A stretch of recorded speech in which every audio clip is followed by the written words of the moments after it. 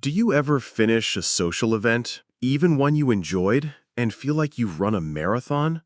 Or find yourself in a meeting and while everyone else is talking, your mind is in a completely different universe, replaying a conversation from yesterday? If you nodded yes, you're not alone. And no, there's nothing wrong with you. You're likely an introvert, living in a world that feels like it was designed for extroverts. But what if I told you there's a secret weapon, a superpower you can cultivate to not just survive in this loud world, but to actually thrive? This ancient practice isn't about chanting on a mountaintop. It's about finding your inner oasis, even in the middle of a crowded room. Today, we're exploring how mindfulness can help you, the introvert, reclaim your energy, quiet the storm in your mind, and live more authentically. Hey everyone, and welcome to the channel. I am a card-carrying introvert. For years, I thought I had to fix myself. I'd force myself to be the life of the party, only to crash for days afterward, feeling completely drained and anxious.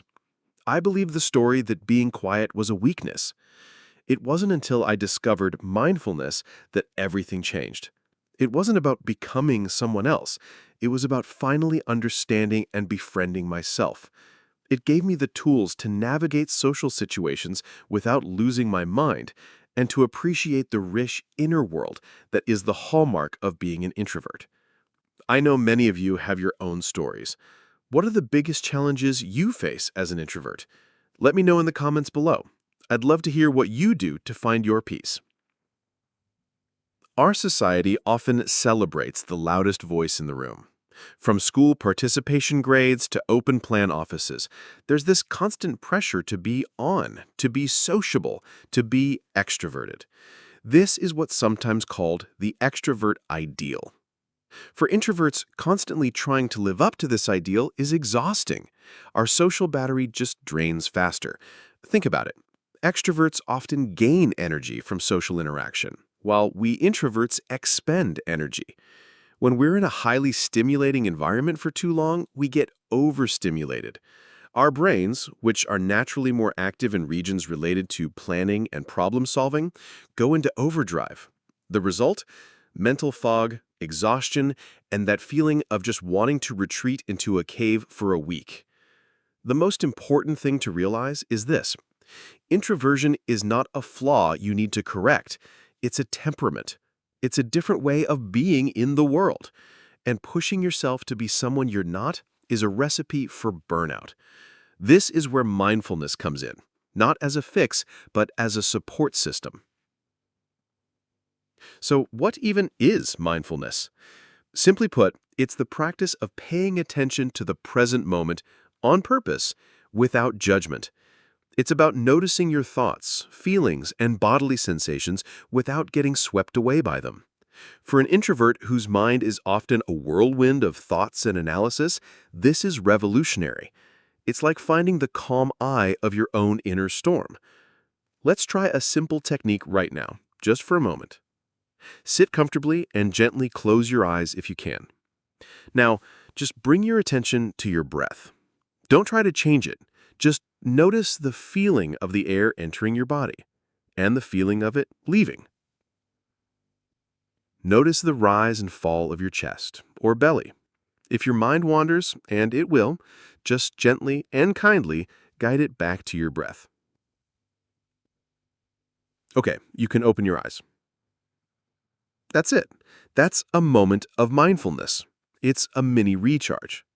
Another powerful technique is the body scan, where you mentally scan your body from head to toe, simply noticing any sensations without judging them. These practices create a space between you and your overwhelming thoughts, helping you to respond to situations instead of just reacting to them.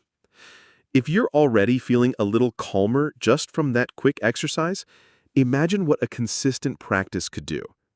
If you're getting value from this video, do me a quick favor and hit that like button. It really helps the channel reach more introverts who might need to hear this message. And if you haven't already, consider subscribing for more content designed to help you thrive. Now, you don't need to set aside an hour every day to meditate. The real magic happens when you sprinkle mindfulness into your daily life.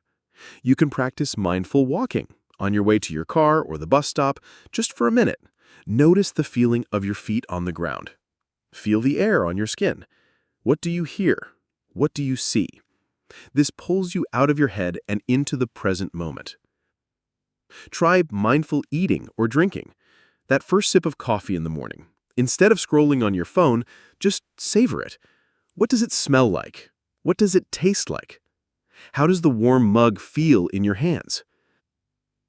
One of my personal favorites is mindful journaling. As introverts, we process things deeply. Journaling is a way to pour all those swirling thoughts onto a page. It's a brain dump that can bring incredible clarity and emotional release. No rules, just write whatever comes to mind. And what about those dreaded social situations? Here's a pro tip. Use an anchor. Your anchor can be your breath. When you're in a conversation and feel your social anxiety rising, subtly bring your attention back to the feeling of your breath, just for a second. It grounds you in the present and keeps your mind from spiraling into "what do I say next" panic. Let's be clear, the goal of mindfulness is not to turn you into an extrovert. The goal is to help you be the happiest, healthiest, most authentic introvert you can be. It's about giving you the tools to manage the overstimulation and anxiety so you can truly appreciate your gifts, your deep focus, your creativity, your empathy, and your ability to form meaningful one-on-one connections. This is your quiet revolution. It's about consciously creating a life that honors your nature. This means scheduling non-negotiable alone time to recharge. It means saying no to invitations that you know will drain you without feeling guilty.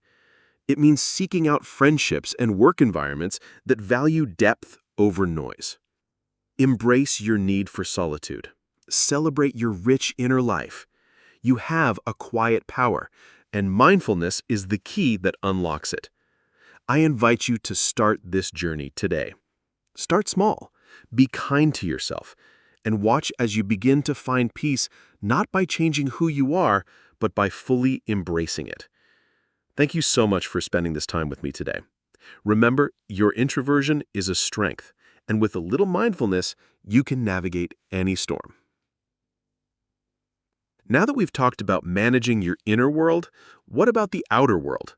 One of the biggest struggles for introverts is communicating our needs without feeling bad about it. That's why in the next video, we're going to tackle how to set boundaries as an introvert without feeling guilty. We'll cover exact phrases you can use and strategies to protect your energy. You are not going to want to miss that one, so make sure you are subscribed to the channel and have turned on notifications so you get the alert when it drops. If this video helped you feel seen or gave you a new tool to try, please give it a like and share your biggest takeaway in the comments. I'll see you in the next one. Stay quiet, stay powerful.